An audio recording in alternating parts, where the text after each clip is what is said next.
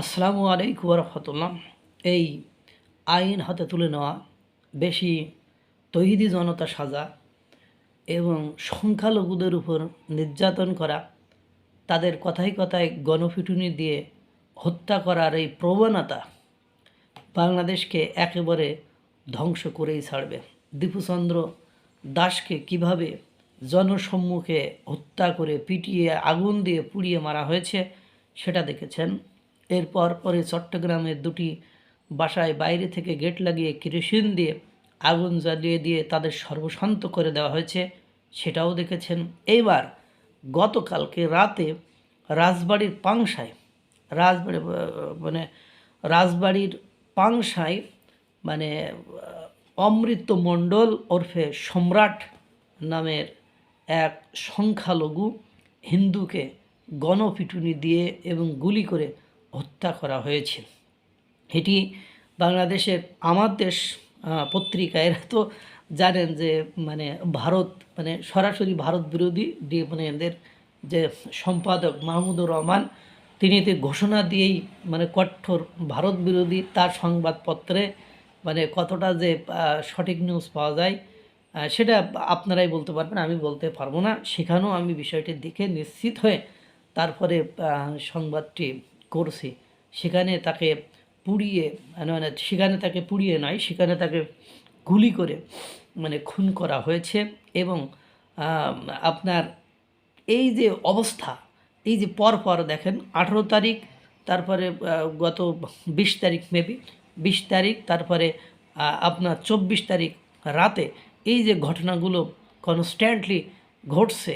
এবং তারা বলছে নাকি এই অমৃত মণ্ডল ওরফে সম্রাট সে এই আমলে এসে একজন হিন্দু হয়ে সে নাকি সাদাবাজির সাথে সম্পৃক্ত।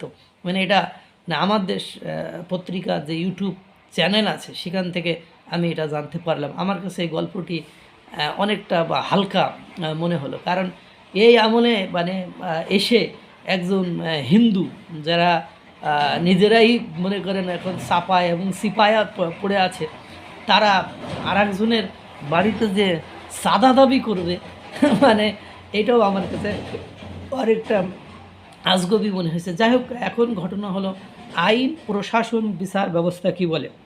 একজন মানুষ সে যত বড় অপরাধী হোক না কেন, জনতা কখনোই আইন হাতে তুলে তাকে হত্যা করতে পারে না, তাকে খুন করতে পারে না।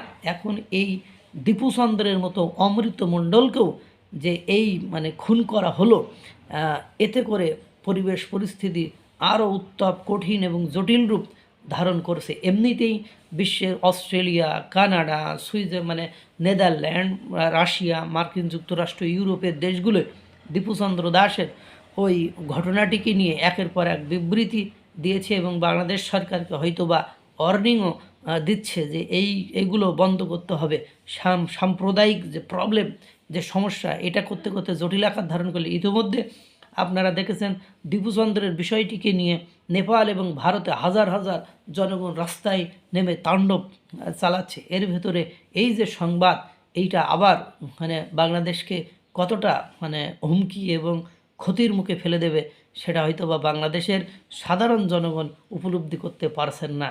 এদেরকে শাস্তির আওতায় নিয়ে আসতে হবে এবং প্রত্যেকটি হত্যাকাণ্ডই, সে হিন্দু হোক, মুসলমান হোক, খ্রিস্টান হোক, বৌদ্ধ হোক, শিখ হোক, বিচার বহির্ভূত হত্যাকাণ্ড কেউ কখনো বরদাস্ত করবে না এবং সরকারের তো করারই কথা নয়। সরকার এখনও যদি এই বিষয়গুলোতে শক্ত না হয়, হয়তো বা বাংলাদেশের অনেক বড় ক্ষতি হয়ে যাবে। আল্লাহ তাআলা সকলকে ভালো রাখুক, সুস্থ রাখুক। আসসালামু আলাইকুম ওয়া রাহমাতুল্লাহ।